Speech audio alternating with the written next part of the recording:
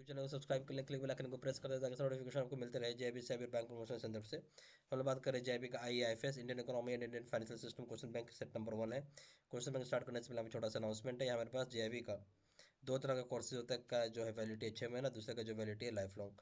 दोनों जगह कोर्स करेंगे तो वीडियो लेक्चर कोर्सेज होगा दोनों जगह, केस स्टडी का भी वीडियो होगा दोनों जगह, क्वेश्चन बैंक होगा दोनों जगह, मॉक टेस्ट होगा दोनों जगह और रिवीजन नोट्स भी होता है दोनों जगह। खाली अंतर जो हो जाएगा आपका वो हो जाएगा वैलिडिटी में अंतर है, 6 महीने की वैलिडिटी, यहाँ पर लाइफ लॉन्ग वैलिडिटी है। पेपर वन करेंगे इंडियन इकोनॉमिक्स का दाम है 800 रुपये, इसका दाम है 1500 रुपये। पेपर टू करेंगे principles and practice of banking, इसका दाम है 800 रुपये, इसका दाम है 1500 रुपये। पेपर थ्री करेंगे अकाउंटिंग तो इसका दाम है 1000 रुपये, इसका दाम है यहाँ पे 2000 रुपये। पेपर फोर करते हैं रिटेल बैंकिंग, इसका दाम है 800 रुपये और इसका दाम है 1500 रुपये। कॉम्बो पैक लेते हैं यानी 4 पेपर एक साथ लेते हैं, इसका दाम है 2500 रुपये और इसका दाम है यहाँ पे 4000 रुपये। पहले सवाल पाइए, in the context of physical policy which of the following statement is true about primary deficit. अगर हम बात करें फिजिकल पॉलिसी के संदर्भ में तो कौन सी बात सही है प्राइमरी डेफिसिट में। ए ऑप्शन है it is the difference between physical deficit and interest payment, से एक तरह का अंतर होता है फिजिकल डेफिसिट और इंटरेस्ट पेमेंट में। बी ऑप्शन हो जाएगा it is difference between revenue deficit and interest payment, revenue deficit और इंटरेस्ट पेमेंट में अंतर होता है। सी ऑप्शन हो जाएगा it is difference between capital deficit and interest payment, capital deficit और इंटरेस्ट पेमेंट का अंतर होता है। डी ऑप्शन हो जाएगा नन ऑफ द अबव। तो सवाल क्या था आपका, ठीक है, सवाल ये था कि फिजिकल पॉलिसी में कौन सी बातें सही हैं वो आपसे पूछा जा रहा है। तो फिजिकल डेफिसिट होता क्या है, सॉरी, इसमें कौन सा बात प्राइम फिजिकल पॉलिसी में पूछ रहा है प्राइमरी डेफिसिट के संदर्भ में कौन सा बात सही है।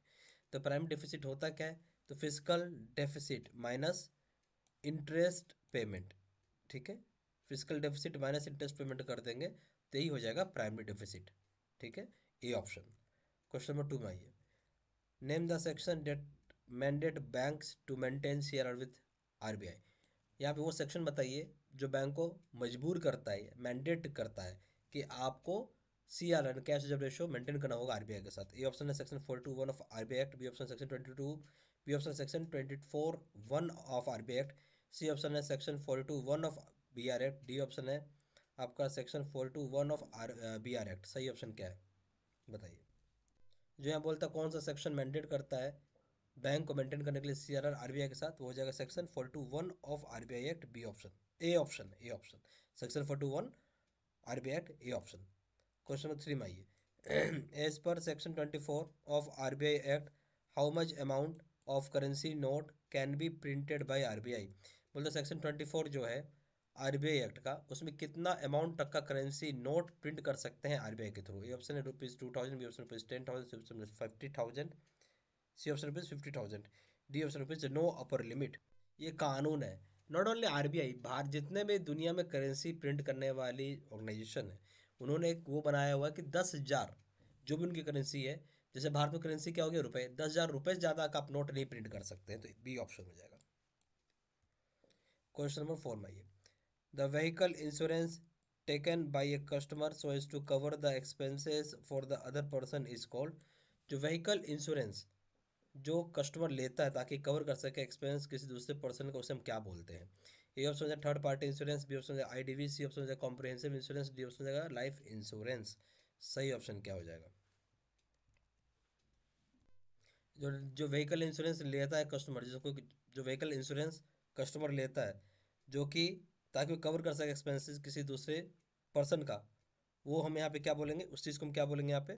ठीक है, ये क्या व्हीकल इंश्योरेंस कोई कस्टमर नहीं लिया, वो कवर कर रहा है खर्च किसी यानी एक्सपेंस किसी दूसरे पर्सन, उसे हम बोलते हैं third party insurance, A option. Question 5 में आइए, new India added of 75 has 4 components one of which is driver, which of the following among the key recommendations in driver section. बोलता न्यू इंडिया एडेड ऑफ 75 में 4 component होते हैं जिसमें से एक driver है, तो यहाँ पे बोलता बाकी कौन सा की रिकमेंडेशन होती है ड्राइवर सेक्शन में, ठीक है, न्यू इंडिया 75 में, ठीक है। ये ऑप्शन हो जाएगा आपका टू रेज एक्सपोर्ट, ये ऑप्शन है to raise the export of goods and services, यानी एक्सपोर्ट को बढ़ाना है गुड्स एंड सर्विसेज का। B option continued exit of the government from non strategic public sector units, Bharat सरकार जो है लगातार इसमें से निकलते जाएगी जो non strategic public sector unit है। सी ऑप्शन हो जाएगा promoting zero budget natural farming techniques, जब प्रमोट करना हो zero budget natural forming technique, not farming, promote करना हो zero budget natural fanning techniques को। डी ऑप्शन हो जाएगा ऑल द अबव। सही ऑप्शन क्या है? देखिए, जब बात कर रहे हैं न्यू इंडिया 75 में जो चार कंपोनेंट, जिसमें एक हो गया ड्राइवर, बाकी जो की रिकमेंडेशन होती है ड्राइवर सेक्शन में, ठीक है, वो क्या क्या है?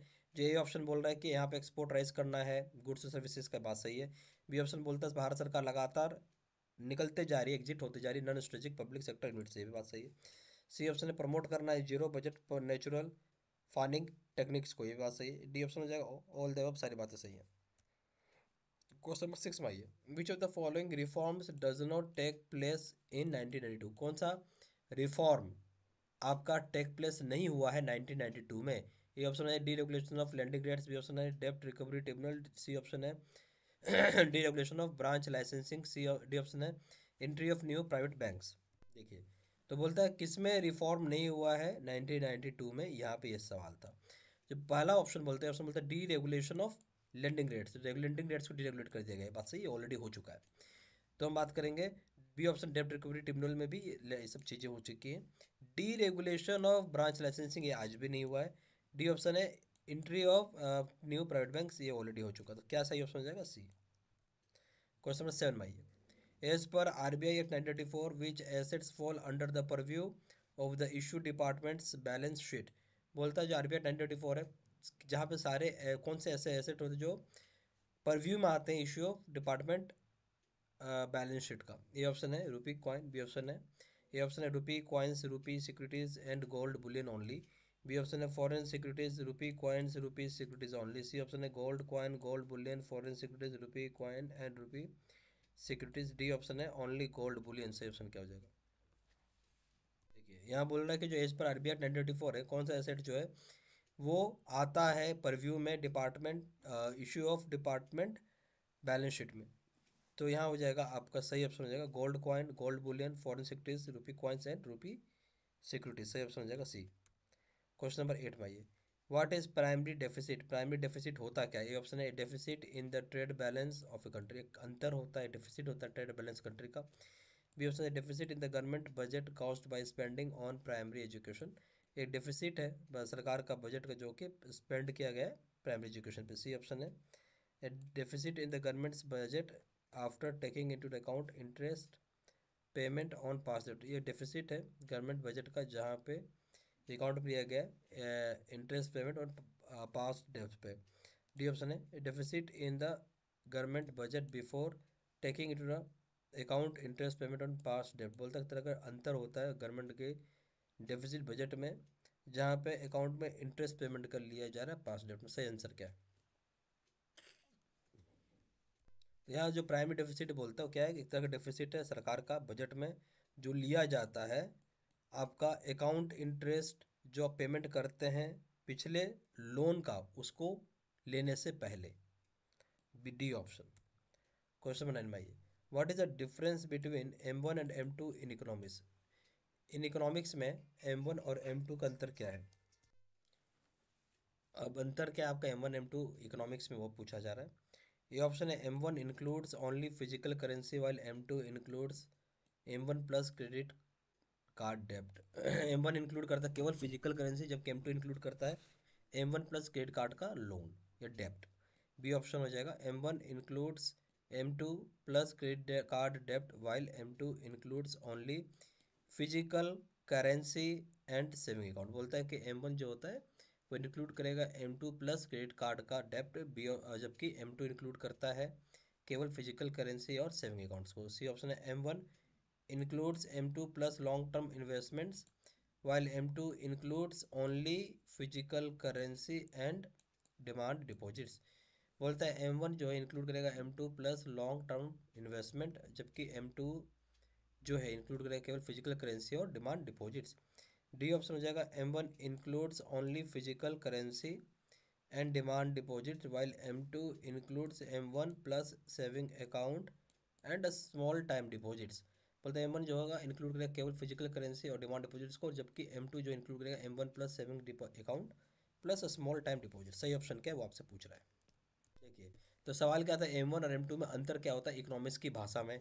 जो डी ऑप्शन है वो सही है, M1 इंक्लूड करता है केवल फिजिकल करेंसी और डिमांड डिपॉजिट्स को, जबकि M2 जो होता है इंक्लूड करता है M1 तो है ही प्लस आपका सेविंग अकाउंट भी आ जाएगा और प्लस स्मॉल टाइम डिपॉजिट भी आ जाएगा। D option. क्वेश्चन 10 में ये, which of the following is considered as a sunrise sector in the Indian economy. Indian economy कौन सा सेक्टर को सनराइज सेक्टर माना जाता है? A option Indian, A option information technology, B option agriculture, C option manufacturing, D option है banking. जो sunrise sector है भारतीय इकोनॉमी में वो हो जाएगा इंफॉर्मेशन टेक्नोलॉजी, ए ऑप्शन। यहाँ हमारे पास जीआईबी का दो तरह के कोर्सेज होती हैं। एक जो होता है आपका वैलिडिटी 6 महीने का होता है, दूसरे की वैलिडिटी लाइफ लॉन्ग होती है, लाइफ टाइम होती है।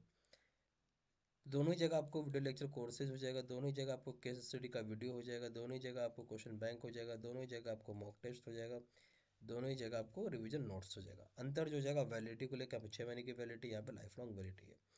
पेपर 1 जो हो जाएगा इंडियन इकोनॉमी, इसका दाम है 800 रुपये, इसका दाम है 1500 रुपये। पेपर 2 है, इसका दाम है 8 principle set practice of banking, इसका दाम है 800 रुपये, इसका दाम है 1500 रुपये।